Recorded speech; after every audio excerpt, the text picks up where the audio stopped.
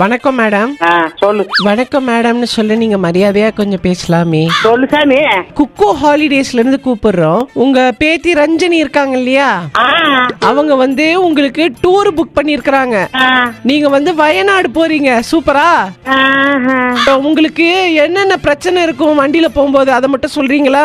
நடக்க முடியாது, கண்ணு ஆபரேஷன் பண்ணணும், இதெல்லாம் நாங்க வீட்டு விட்டு எங்கேயும் போறது இல்ல, ஒண்ணும் இல்ல. அந்த மாதிரி கேட்கல. வண்டியில போகும்போது வாந்தி வருமா அந்த மாதிரி கேக்குறோம். அதெல்லாம் வராது எனக்கு. உங்களுக்கு வேற எந்த இடத்துக்கு போகணும்னு ஆசை இருக்குது? சாமி நாங்க ஆசை இருந்து என்ன பண்றது, அப்பா வந்து கண்ணு கொஞ்சம் தெரியாது சுத்தமா. நாங்க பைனாக்குலர் தரோம், அது பிரச்சனை கிடையாது.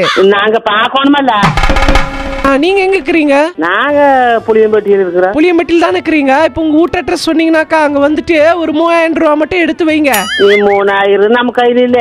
நான் டூருக்கு வாரதில்ல சாமி. இந்த டூரை நீங்க கேன்சல் பண்ணணும்னா உங்களுக்கு பிடித்த நடிகர் யாருன்னு சொல்லணும். பிடிச்ச நடிகரால விஜய் பிடிக்க. விஜய் யாருங்க? விஜய் யாருன்னு கேக்குறேன். இன்னைக்கு நடிகர்தா விஜய்ங்களா? சரிங்க. அவர் நடிச்சதுல பிடிச்ச படம் எதுங்க?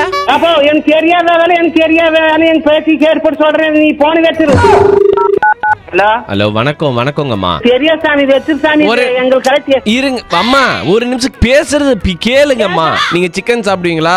தம்பி மேட்டருக்கு வா சாமி. எனக்கு வர அப்பனுக்கு மருந்து ஊத்திட்டு இருக்கிறேன், காப்பி வைக்கணும். எனக்கு இதெல்லாம் பேசுறதுக்கு எனக்கு நேரம் இல்ல. சரிங்கம்மா, இப்ப நீங்க வைக்கணும். இது வேண்டாம் அப்படின்னா நீங்க வந்து ஒரு தமிழ் சினிமா பாட்டு பாடினாதான் வைப்போம்.